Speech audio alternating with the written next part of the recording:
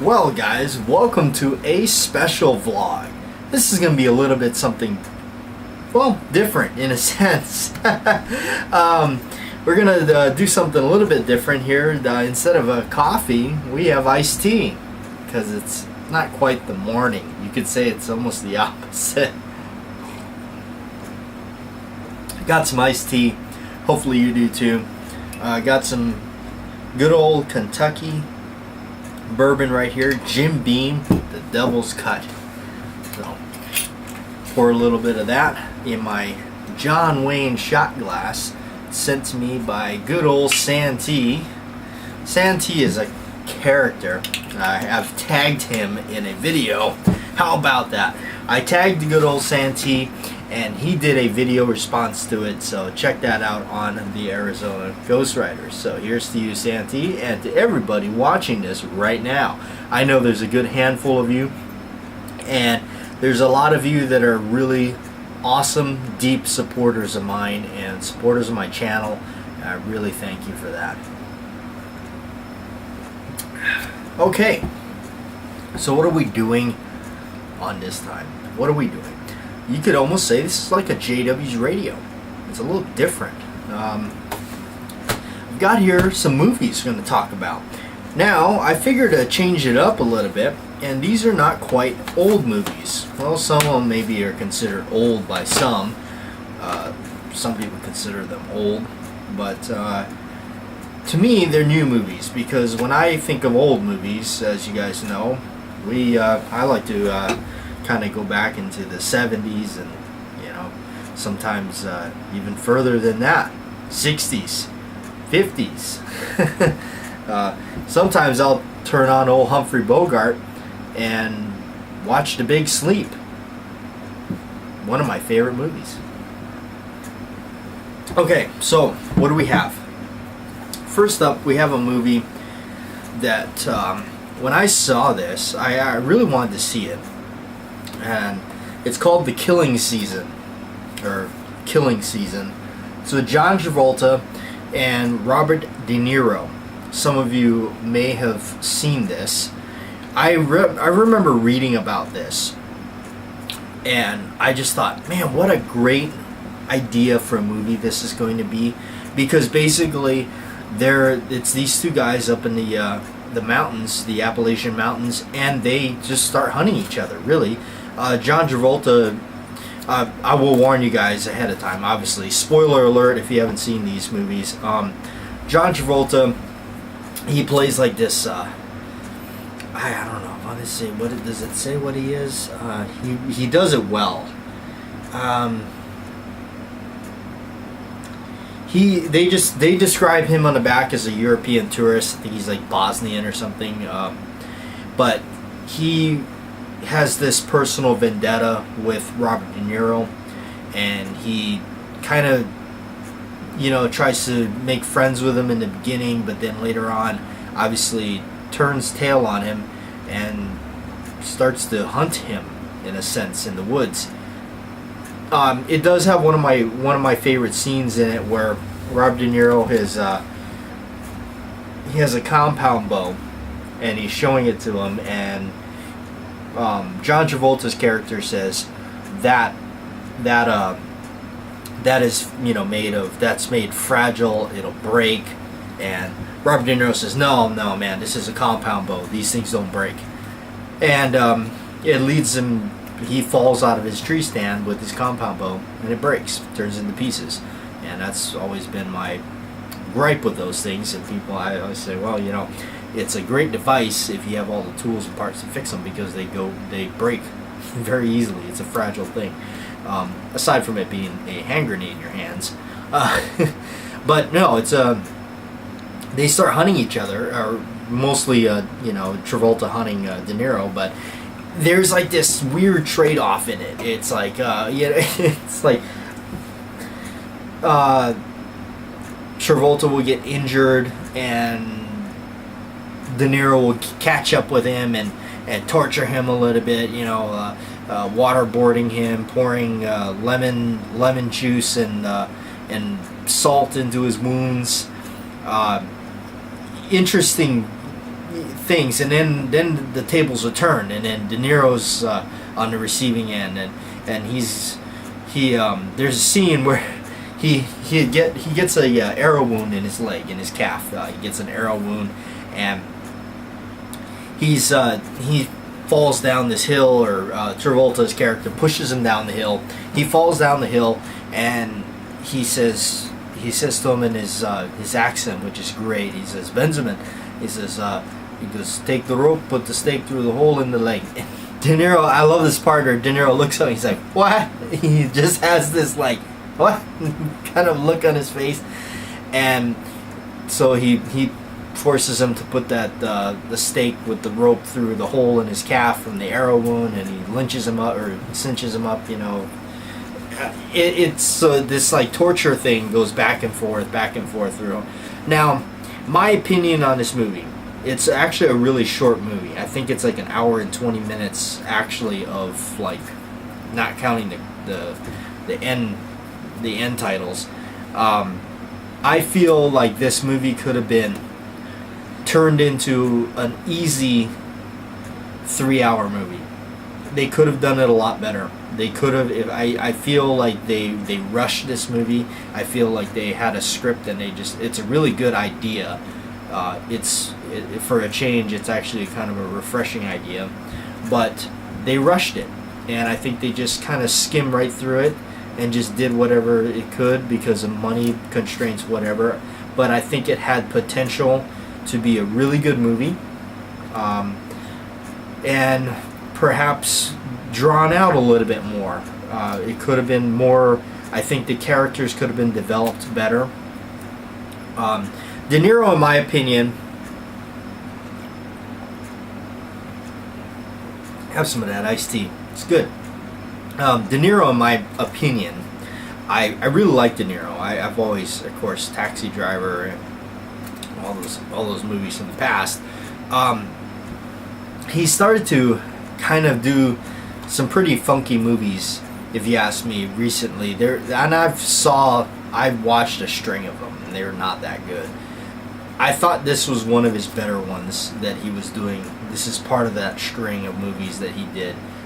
Besides also having John Travolta in it, which he also did a really good job in it. Again, he plays his character really well. But I felt like this movie could have been more. There could have been more to it. This could have easily been a 3-hour movie, and made more interesting and more character development, instead of just running around, quick and dirty, savage stuff just happening all too quickly. It felt rushed. It really did. It felt rushed. This was one of those movies that I felt it could have been a little bit slower. So, we'll skip this one because it's almost the same. But anyway, the next movie we'll talk about here, moving along, is Sicario. Sicario is a really awesome movie, I think. It's got Emily Blunt in it, Benicio del Toro, and Josh Brolin. I like Josh Brolin, and I definitely like Benicio del Toro. I think he does a really awesome movie. His characters, he's such a good actor. Ever since I saw him in The Hunted with Tommy Lee Jones, I really like that movie. But okay, so Sicario, this is a good movie because it's one of those things that I think it's more a good example of how dirty that the system is, in a sense. They take an FBI agent, which is played by Emily Blunt, by the way. My only gripe with Emily Blunt is she should have put on a little bit more bulk, a little bit more muscle. She should have got in better shape.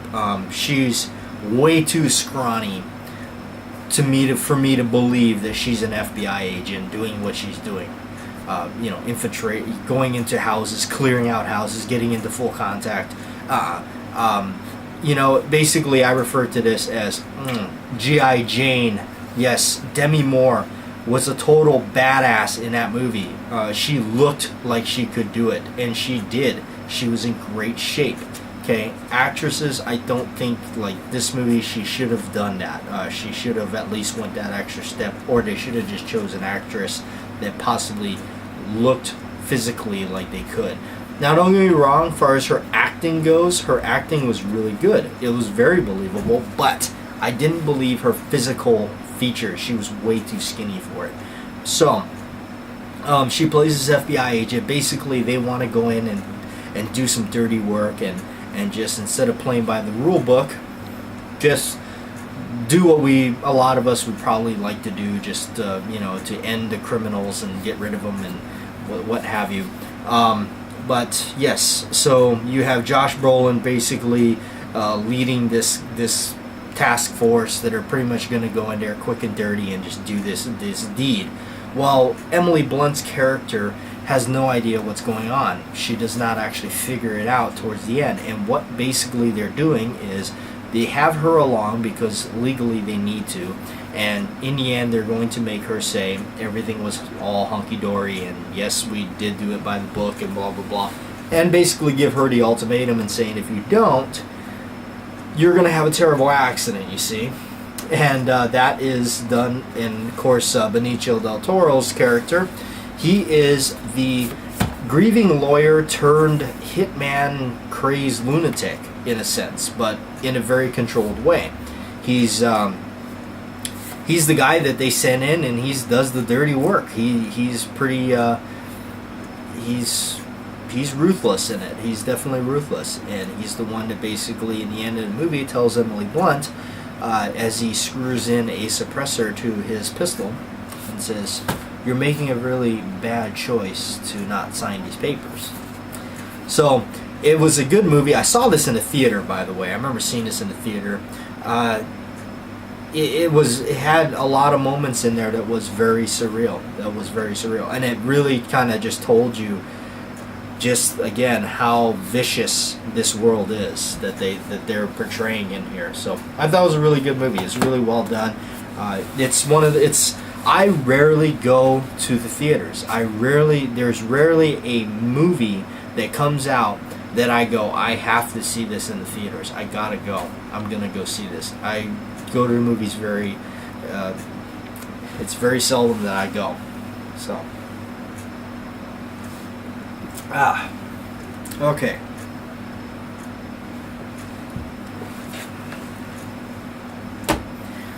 Alright, let's tip into a little bit of an older movie for in comparison to these. This came out, when did this come out now? This is, I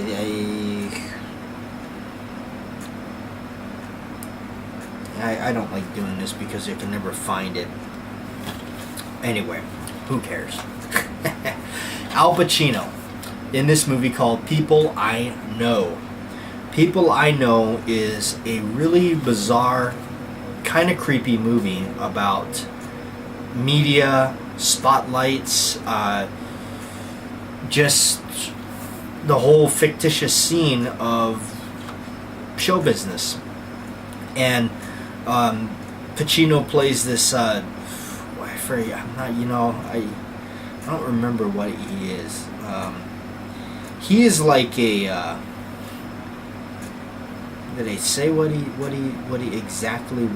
doing? But he's like a public relations guy. That's what it is. It's like he's the guy that like he gets a lot of stuff together. And but if you basically want to see, if you like Al Pacino, and you basically want to see Al Pacino kind of running around losing his mind, not so much. He's not a menacing character as he's usually playing.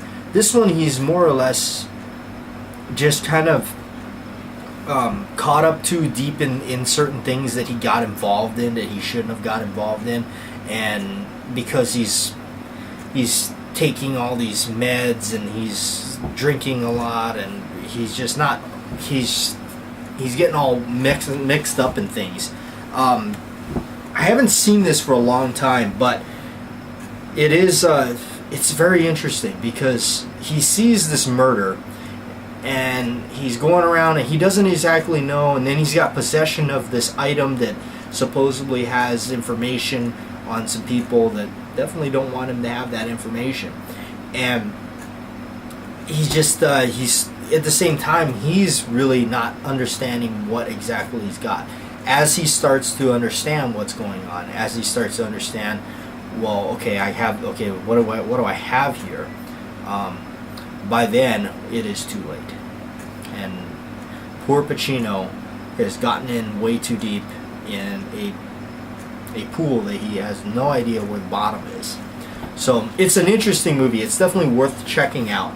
I have not seen it in quite a while, but I remember liking it a lot.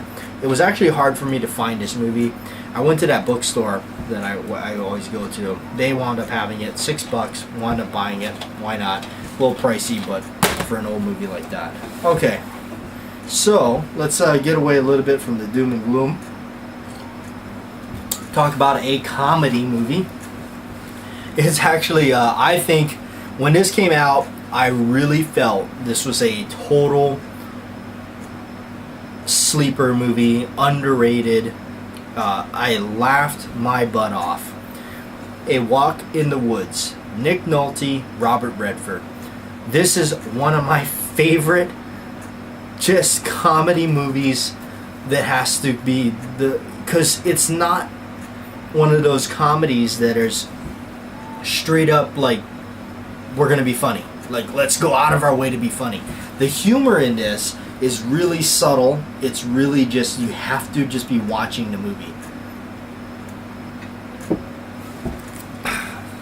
If you don't know the story is Robert Redford's character. He's a writer. He plays Bill Bryson, and he's actually an actual writer. There is a book. I have not read the book. I was told kind of that this was not really, the book was not supposed to be funny like the movie is. I don't know. I have to check the book out again, or look at it, or maybe read the book. But this movie, basically, Robert Redford, he's going to go on this hiking trail. He wants to hike the Appalachian Trail, and his wife won't let him do it alone. So he seeks out to everybody, and while he's calling everybody, some of his old buddies are getting through to him, but then some of them they're coming back and they're like leaving messages, and the messages are like, they're like, hey Bill, I think you're the victim of identity fraud because I just got this crazy message from you. Another one was, hey, do you know you can see the whole thing online in a matter of an hour or something? You know, just your typical. That right there to me is just like, man, that's typical people these days. They don't want to go out and do things. They're just like, oh, sit at my phone and watch. But so he winds up getting the Nick Nolte's character, Katz. He calls him and he says, oh yeah, I'll go on this just trail. So, and he's like, he goes, oh, what kind of shape are you in? He's like, oh, I'm in good shape. He's like, I walk everywhere these days. I'm like, oh, yeah? And he goes, yeah, I do. Ever since I lost my driver's license. So he meets up with him on the airport, and he gets off the plane. He's just like in bad shape. He looks at it, and Redford's character goes, are you limping? And he's like, oh yeah, I got a trick thing in here. And the other one is shot, hang on, I gotta get one of these. And he looks over and he's seeing him raid the vending machine, and he says, I gotta eat every hour. So yeah, I get seizures. You get seizures? Yeah. It just so yeah. Then they go on this hiking trail. You can pretty much see where it goes. I mean, they're struggling towards it, and they're coming across this other hiker, and the guy goes, he's like, yeah, he goes, it's a pretty steep climb up there if you're going that way. By the way, it's supposed to snow tonight as well. They both look up in the sky, and it's clear as can be, and he walks away, and Nick Nolte says, snow? He says, that guy's out of his mind. Next scene, they're just being adorned with snow. Just absolute. And they're sitting there in the middle of the blizzard trying to figure out the map. It's doing them no good. And Nick Nolte says, man, I'd rather be in the hot tub in a jacuzzi or something. And Robert Redford said, I tell you what, he goes, we should save that for one time things aren't going so good. Just so this is another one of those movies where I really wanted this movie to be longer. I really wish This is another one that, man, the idea is absolutely a great idea, but it felt like, for me, it was very much like The Killing Season in the department of this felt rushed. They should have taken more time and made this movie longer. This movie could have easily been 3 hours. It really could have. They could have done so much more with this because the humor in it was so just subtle, but yet you had to. It's almost like, well, I don't know if that's a good reference. Maybe not, but I just like this. It's a great comedy. Okay, moving on to another what I think is a sleeper film that came out. John Wick. Keanu Reeves and John Wick. Saw the poster for this, I remember in the theater, and I said, yeah, what the heck, we gotta go see it. So we went to go see it. Wound up being absolutely mind-blowing. John Wick is, if you just like straight up badass action, check out John Wick. Keanu Reeves, the interesting thing about Keanu Reeves is actually into guns. He really is, he does it. He goes out there, he shoots guns, he's running around. I mean, he's really good, actually. Because when you watch John Wick, you can't help but think to yourself, this guy has had some serious training. Somebody had definitely coached him to doing this stuff when he's doing reloads, all that fancy stuff.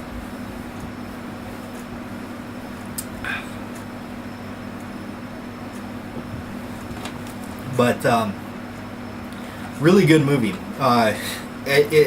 It has that reputation of where everybody says, well, he goes on this rampage because somebody killed his dog. Yes, and that is very true. It does. Also, Willem Dafoe is in it, which is really cool. I like Willem Dafoe. But yes, pretty much this is the guy. John Wick it's the classic story of you don't mess with this guy because he's who. Everybody says, who is he? It's like, you don't know who John Wick is. And yes, everybody fears, the people that know John Wick fear John Wick. So, all in all, if you just like shoot 'em up action that's fairly decent, John Wick is your movie. If you feel like just sitting there for probably an hour and 40 minutes or so and just seeing straight up slam bang action, John Wick is your movie. So, and I definitely liked it because you didn't have Keanu Reeves shortly after the movie was made and going to the theaters bashing how much he doesn't like the Second Amendment or anything like that, or thinks the gun violence, blah blah blah. No, instead we got a video of Keanu Reeves running through a like IPSC type course, running and gunning, and you're just going, man, no wonder this guy's that good. No, in fact, it's so good they made a sequel. So there's a sequel coming out. That's going to be interesting. I'm definitely going to check that out. Hopefully they don't ruin it. Sometimes they can ruin movies with a sequel. But again, like if they made a sequel, Walk in the Woods, I'm there. I'm going to be first in line. Okay, last but not least, The Pledge, Jack Nicholson. This is I think it was this like 2001 or something. Yeah, 2001. Jack Nicholson, The Pledge, directed by Sean Penn. The Pledge is the perfect movie for Jack Nicholson to play. I really think that this was the ultimate character. That this was during the time this was made. This is perfect for Jack Nicholson. It couldn't have been better. Jack Nicholson plays a retired, burned-out detective that on his last day stumbles across a really horrendous case, a murder case, a murder of a child.